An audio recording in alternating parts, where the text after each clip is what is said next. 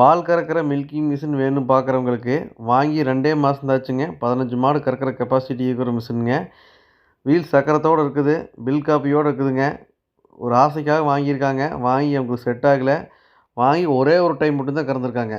2 மாதம் தாச்சுங்க. நல்லா வீல் சக்கரத்தோடு எங்கே வேணால் நகர்த்திக்கலாங்க. ஜென்செட் வைக்கிற டைப்புங்க. இதில் வந்து ஜென்செட் இல்லைங்க. நீங்கள் வேணுனாலும் வச்சுக்கலாங்க.